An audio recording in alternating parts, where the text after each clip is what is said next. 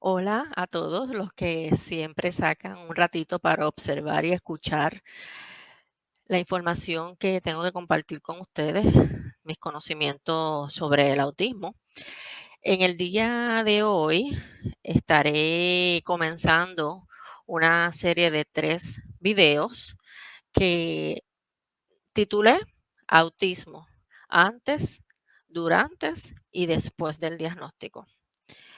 Pero en este momento voy a comenzar con el antes. Que nosotros como encargados de un individuo, típicamente un niño pequeño, porque también puede ocurrir un diagnóstico de autismo en la adolescencia, inclusive siendo adultos, pero vamos a comenzar con los niños pequeños. Que nosotros como cuidadores de un infante o de un niño pequeño debemos observar que nos dé la alerta a preguntar al pediatra, a ir a buscar más información con relación a cualquier situación o cualquier síntoma que nosotros estemos observando en nuestro chico. Anteriormente ya yo había hablado sobre los signos más comunes del autismo, pero voy a abundar un poquito más en qué es lo que vamos a hacer antes de comenzar ese proceso de evaluación. Así que vamos a comenzar. Tenemos a este niño, nace relativamente típico, sin ningún tipo de situación física, ni ningún tipo de diagnóstico establecido después del nacimiento. Tiene un desarrollo típico o normal en cuanto a las etapas fisiológicas del desarrollo, como por ejemplo se voltea a tiempo, se sienta a tiempo, eh, gatea, camina, los dientes le salen. También podemos tener a un infante que tenga un desarrollo acelerado, que haga, ¿verdad?, todas estas cosas antes del tiempo previsto. Y cuando eso sucede, siempre pensamos que tenemos a un niño que se va a desarrollar sumamente rápido. Estamos contentos y felices porque tenemos un muchacho que está acelerado, que está creciendo bien rápido y siempre nos sentimos felices y orgullosos de eso. También podemos entonces tener al niño que haga todo tarde, llegue, cumpla con los eh, pasos en el desarrollo, pero lo haga siempre después de la norma. Ejemplo, se supone que un bebé ya aproximadamente a los 3 meses se esté volteando, o antes, 2, 3 meses, se esté volteando, ¿verdad? De barriguita abajo a su espalda. Y después de su espalda a barriguita abajo. Y podemos tener un niño que llega a 6 meses, 7 meses y todavía no lo haga. O lo esté haciendo en ese periodo de tiempo. O sea, logran la etapa del desarrollo, pero a destiempo. Sea antes o sea después, siempre es eh, algo de preocupar, es algo de observar. De igual manera que lo haga a tiempo, pues uno siempre debe de ir al pediatra en las fechas establecidas para medir su crecimiento de cuerpo, de su cabecita, de que todo esté fluyendo como debe ser, ¿verdad? Las famosas percentilas que hacen los pediatras. Así que yo puedo hablar tanto del desarrollo acelerado como el desarrollo lento, porque mi hijo mayor, Javier, lo hizo todo extremadamente rápido, excepto el habla. Y el pequeño Ángel, pues todo lo hizo tarde, incluyendo el habla. Así que yo tengo ambos polos. Pero cuando nosotros tenemos un bebé y tenemos un familiar o tenemos un hijo que ya tiene algún tipo de desorden en su desarrollo, más todavía tenemos que observar nacimiento, cualquier tipo de señal que pueda haber, porque el diagnóstico de autismo ya se pueden empezar a ver síntomas tan temprano como a los 3 meses. En ese caso, a mí me ocurrió, mi nene pequeño Ángel, a los 3 meses ya yo me estaba dando cuenta que había algo que no estaba como debería de ser, y era que su contacto visual, cuando yo lo lactaba o le daba la botella, le daba comida, él no me miraba y se sonreía conmigo, no había ese contacto visual entre él y mis ojos, miraba el abanico, miraba todo excepto a mí. Y eso a mí me levantó bandera y empecé a estimularlo y empecé a trabajar con él, que eso es lo hablaré más adelante. Pero, ¿verdad? Las personas que están teniendo una sospecha, que están viendo que su chico o chica no está teniendo los desarrollos normales, sean porque son acelerados o sean porque están eh, más lentos de lo normal, deben entonces empezar a buscar orientación con un pediatra del desarrollo si tienen, ¿verdad?, la capacidad de hacerlo. Si es que su pediatra no tiene un conocimiento mayor en lo que es el desarrollo de un niño en algunas áreas en específico, porque los pediatras sí saben, pero el pediatra es un generalista de niños, es como el generalista de adultos que puede, sabe el all around, ¿verdad? Un general, un global, pero hay cosas específicas que pues no tienen un conocimiento vasto. Así que bueno, entonces tocar base con un pediatra del desarrollo e ir anotando todo lo que el niño hace o deja de hacer. Si hacía algo hoy y mañana dejó de hacerlo, hay que anotarlo.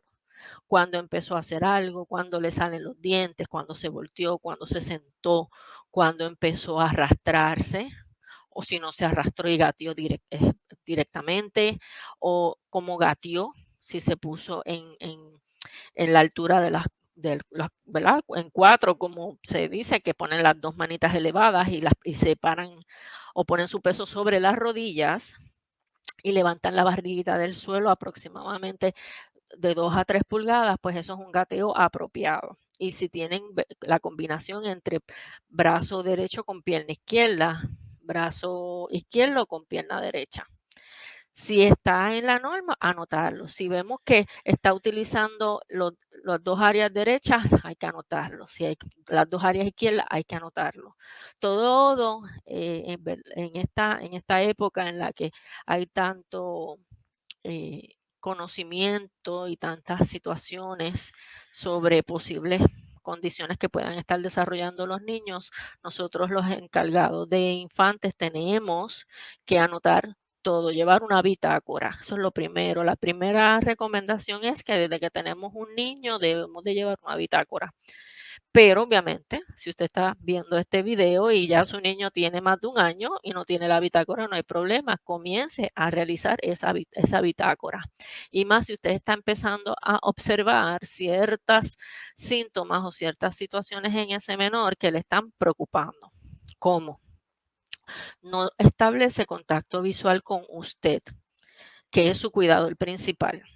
Porque puede suceder que no haga contacto visual con otras personas porque no le llame la atención, porque no quiera mirar a otras personas, pero a su cuidado el principal, a su familia inmediata, quienes le ve a diario o ve con una constancia, debe de tener algún tipo de contacto visual. Si usted le llama por su nombre y no hay ningún tipo de reacción de parte del niño, pues es un signo de alarma. Tan pronto establecemos lo de que parece sordo, lo primero es ir a un especialista de la audición para corroborar que no haya algún problema. Puede pasar un niño que se enferma mucho, que le da mucho catarro o que le da mucho el síndrome de respiratorio sincitial, RSV, y siempre se le están dando terapias con bronquiodilatadores, pues pueden tener alguna situación auditiva que estén acumulando líquido en los oídos y eso no les permite escuchar bien. Por eso entonces tenemos que ir a un audiólogo, a un ENT, que es Ear, Nose, Throat, un otorinolaringólogo pediátrico, para que entonces le hagan una evaluación de discernimiento y ¿verdad? Verifique si tiene alguna situación fisiológica, biológica, que no está permitiendo que el niño escuche. Si hacemos eso y todo sale bien, pues entonces tenemos que seguir observando y empezar a buscar otro tipo de evaluaciones un poco más profundas o más especializadas. También podemos ver en ese desarrollo del niño el primer año que no hay balbuceo. Se supone que el balbuceo comienza alrededor de los 10 a 11 meses. Al año ya digan palabras cortas como mamá, papá, bibí, jugo, agua, comer, palabras típicamente monosílabas. O trate de imitar sonidos para indicativos de palabras, porque También puede pasar que el desarrollo del habla sí puede ser un poquito más lento en algunos niños, pero hay un balbuceo con propósito. No es un bla, bla, bla, bla, bla, bla, bla. Es un bibi o un mamá. Hay algo con propósito. Y obviamente cuando hace el sonido es que está viendo eso, es que está pidiendo eso, es que eso es lo que quiere, eso es lo que le toca. Que vea a mamá y haga mamá. Y pues hay un propósito, no es que esté mirando el techo y esté mamá, mamá, mamá, porque ahí entonces no hay propósito y es un signo de alarma. También podemos tener a este niño que cuando hay sonidos ensordecedores que nosotros podemos tolerar hasta cierto punto, pero ellos se alborotan, como ahora va a suceder estamos casi finalizando el año. Este video lo estoy haciendo el 29 de diciembre y el 31 en despedida de año vamos a tener muchos niños que son sensibles auditivamente, pues tapándose los oídos con eh, meltdowns, y muchos, ¿verdad?, madres o padres van a tener que entrar en el baño o irse a un lugar aislado para poder controlar la situación. Eso me pasó a mí los primeros años de mi hijo mayor. Así que esos son indicativos de que ese niño está teniendo una situación sensorial. Y el desorden de procesamiento sensorial, como les había explicado en un video que va dirigido a ese diagnóstico, es una situación o es uno de los síntomas más predominantes en las personas que van a tener diagnóstico o tienen diagnóstico de autismo. No todo el mundo con autismo tiene desorden de procesamiento sensorial, pero la inmensa mayoría, un 85-90% lo tiene, porque es una de las características para poder llegar a ese diagnóstico. De igual manera, también en ese primer año, ya llegando a los 2 años, empezamos a ver a ese niño que empieza a poner cosas en filas, por colores, por tamaño, todo lo pone en filas, no importa dónde esté, empieza a poner todo en fila.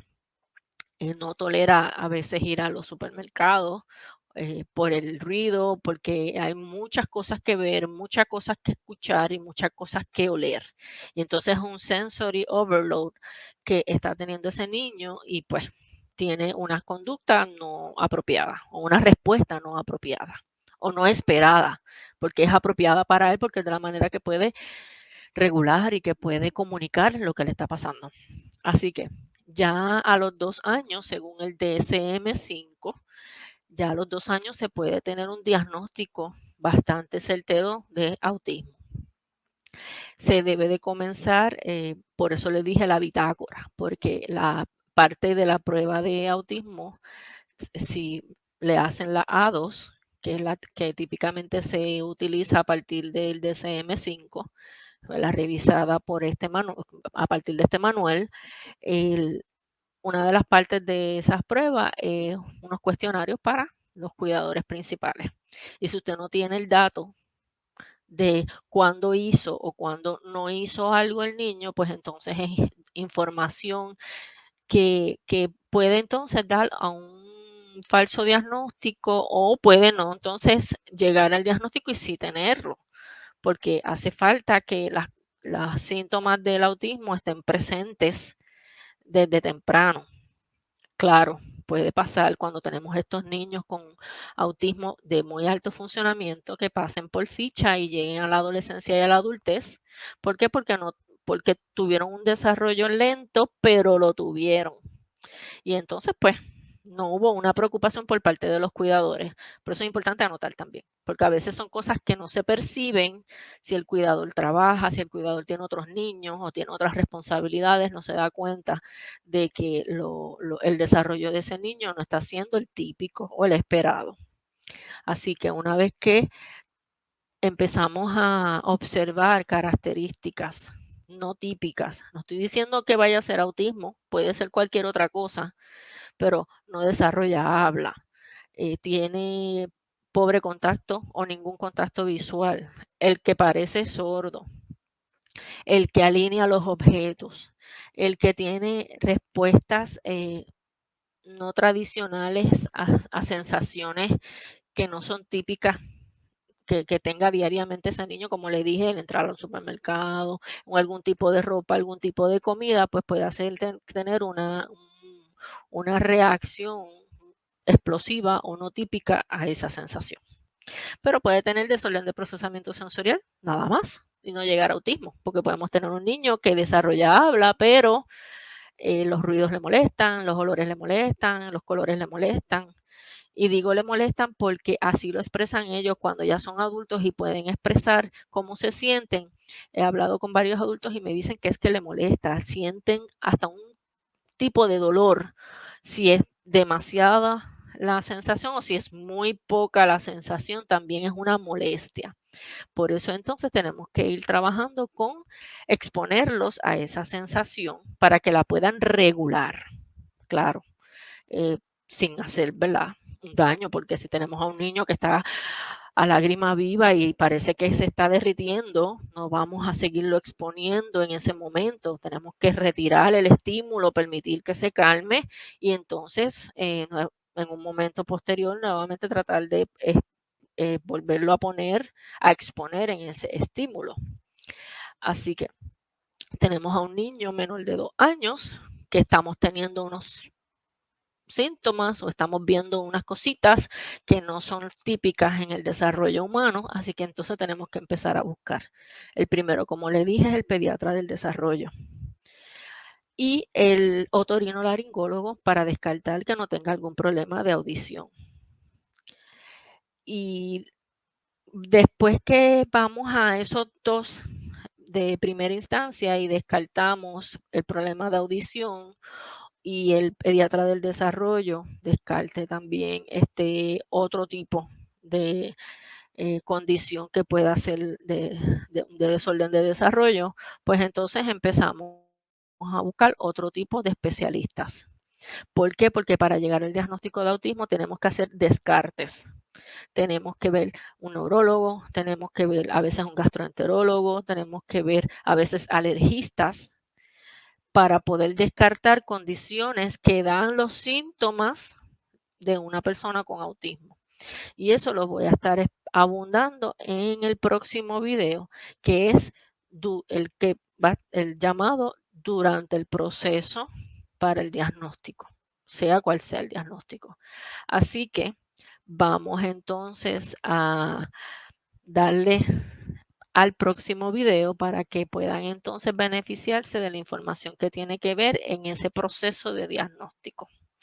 Así que recuerden que el apoyo es vital, que yo amo a alguien con autismo.